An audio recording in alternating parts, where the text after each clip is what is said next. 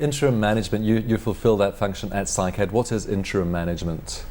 Interim management is taking seasoned executives, so typically we call it grey hair or no hair, people who have been there and done that before. They're quite comfortable in a boardroom environment, they're able to reference previous experiences, and they go into a business that has a particular requirement on an assignment basis, predetermined deliverables. The thing that we're most passionate about is it's not just driving those particular deliverables, it is mentoring or a team of individuals so that when they exit from that assignment, there's no gap in the organization. It talks to a beautiful model around succession planning. And I tell you why. These individuals, through a process of coaching, are able to access what has made them successful, access what they know, how they know what they know, and how to share and what to share the information. The challenge for many leaders in business, they don't necessarily know that. So they, given the responsibility of developing or creating a successor, when they're mentoring that individual, it's, well, I don't, this is all second nature. I don't know how I know this. It just comes to me. So being able to tap into that and develop somebody. And then from an outsider's perspective, where there isn't a hidden agenda, it's part of that assignment requirement that they are going to upskill and impart experience. Far more important in many instances than skill and expertise.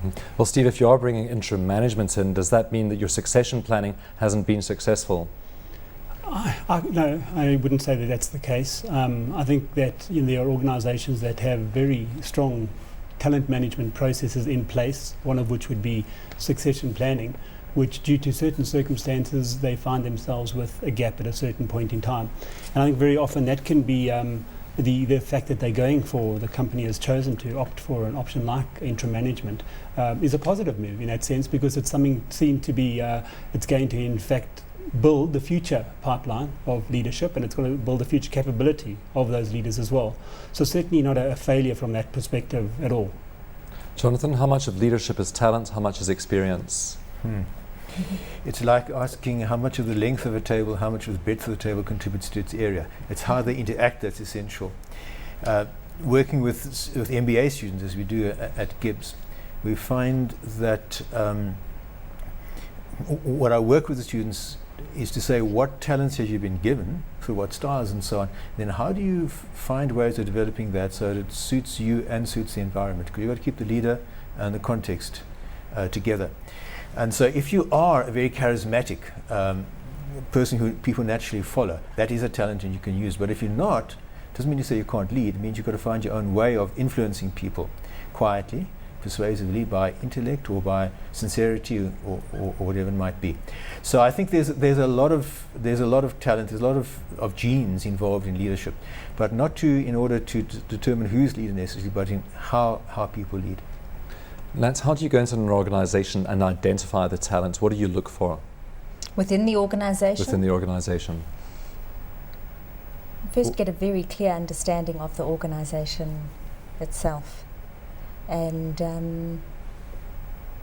what are the attributes you're looking for in people that you want to pull out of that organisation and put into leadership positions? It really does depend on the environment.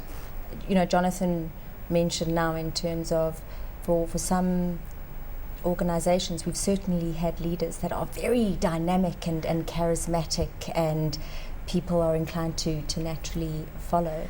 Then we look at the likes of a Pat Goldrick who's led Cashbuild and what he's done for them, and he's been a very sustaining force.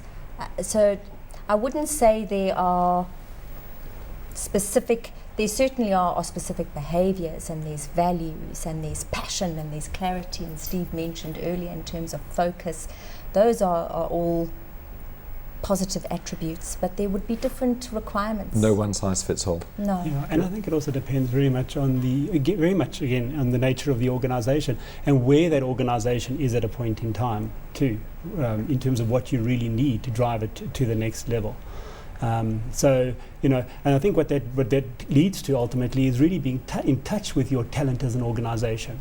And do you in fact have the processes in place which are, I suppose you can call, hardwired into the way you run your business, which allows you to, at a point in time, be able to say, well, these are the key people that we can in fact use.